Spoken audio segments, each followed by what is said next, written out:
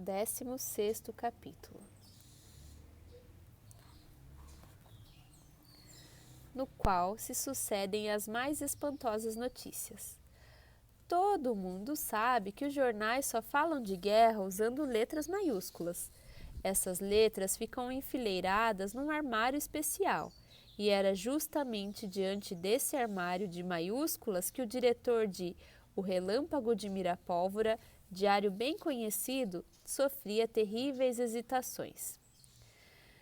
Ia e vinha, suspirava, enxugava a fronte, o que é sempre sinal de emoção e perplexidade. O homem estava muito contrariado.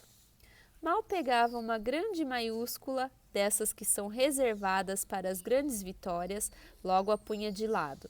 Ora escolhia uma das maiúsculas médias, que servem para as guerras que se arrastam, para as expedições que não terminam, para as retiradas imprevistas. Mas essa maiúscula também não servia, voltava para o armário.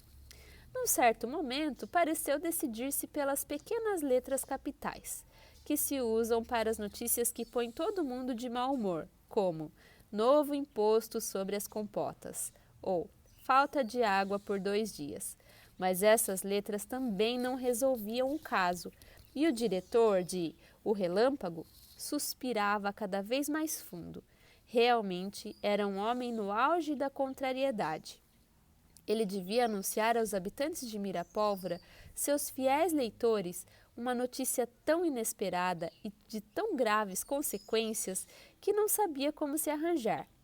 A guerra entre os Volás e os Vai-te-emboras havia fracassado, e quem poderá convencer o público de que uma guerra possa parar de repente, sem vencedores, sem vencidos, sem conferências internacionais, sem nada de nada?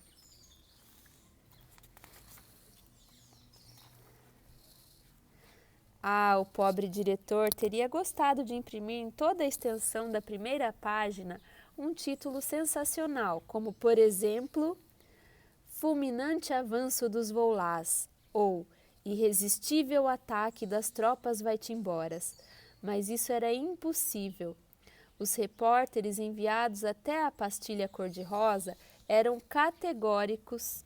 A guerra não acontecera, e seu fracasso punha em questão a qualidade das armas fornecidas pela fábrica de Mirapólvora, assim como a competência técnica do senhor papai, de suas oficinas e de todo o pessoal. Em suma, tratava-se de um verdadeiro desastre. Experimentemos, com o diretor de O Relâmpago, reconstituir o desenrolar dos trágicos acontecimentos. Plantas trepadeiras e colantes se tinham enraizado nas caixas de armamento. Como se meteram lá? Por que razão? Ninguém podia explicá-lo.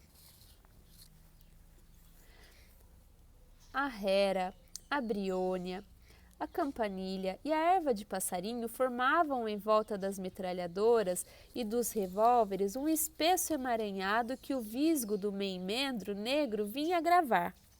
Essas caixas, tanto os Volás como os Vai-te-emboras, acabaram desistindo de recuperá-las.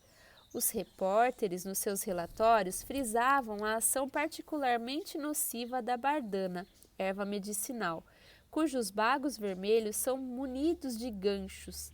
A bardana se alastrara pelas baionetas.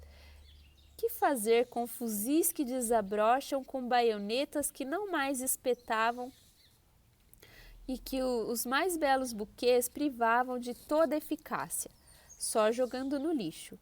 Igualmente inaproveitáveis os magníficos canhões, tão conciosamente listrados de cinza e amarelo. Espinheiros, carrapichos e urtigas de toda espécie brotavam fartamente nos assentos, provocando imediata urticária nos motoristas. Foram eles, aliás, as únicas vítimas da guerra. As brancas enfermeiras condenaram à imobilidade e às compressas mornas esses pobres soldados que cruéis comichões impediam de sentar. Situa-se aqui o lastimável incidente causado por uma espécie de não-me-toques. Que uma humilde flor do campo possa desencadear o pânico entre combatentes, isto se explica facilmente quando sabemos que é provida de cápsulas que explodem ao menor contato. Os motores estavam repletos dessa planta que pululava no carburador das autometralhadoras e no reservatório das motocicletas. Mal se dava a partida, a menor pressão no acelerador, produziam-se e propagaram-se surdas explosões que não causaram o mais leve dano, mas abalaram fortemente a moral das tropas. Passemos aos tanques. Tinha as torres bloqueadas, roseiras bravas, as quais se misturavam as madressilvas e as buganvilhas, lançavam raízes, cachos, pedúnculos e ramos espinhentos em torno das engrenagens. Os tanques, portanto, estavam também fora de combate. Nenhum só aparelho fora poupado pela misteriosa invasão. Surgiam plantas por todo o lado, plantas teimosas, ativas, como que dotadas de vontade própria. Nas máscaras contra gases desenvolvia-se a aquileia esternutatória. O repórter de O Relâmpago garantia que 1 metro dessas máscaras as pessoas já se punham a espirrar, cerca de 50 espirros. Ervas mal cheirosas se alojavam no interior dos porta-vozes.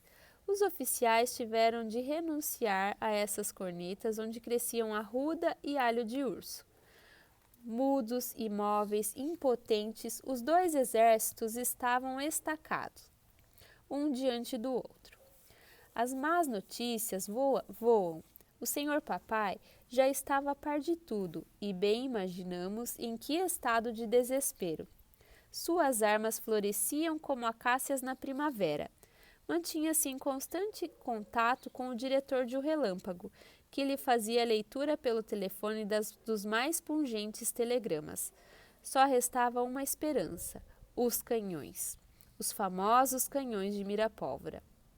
Pois, como dizia o senhor papai, 2 exércitos imobilizados podem ainda entrar em combate desde que disponham de bons canhões. Esperou-se até a noite. Um último telegrama desfez todas as ilusões. Os canhões de mira-pólvora haviam atirado, não resta dúvida, mas haviam atirado flores.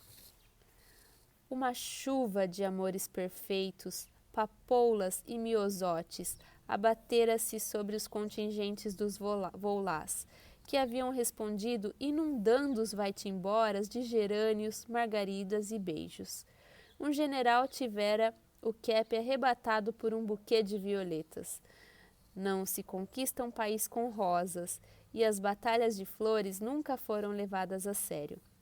A paz foi imediatamente concluída entre os volás e os vai-te-emboras. Os 2 exércitos se retiraram, e o deserto cor de pastilha cor-de-rosa foi devolvido ao seu céu, à sua solidão e à sua liberdade.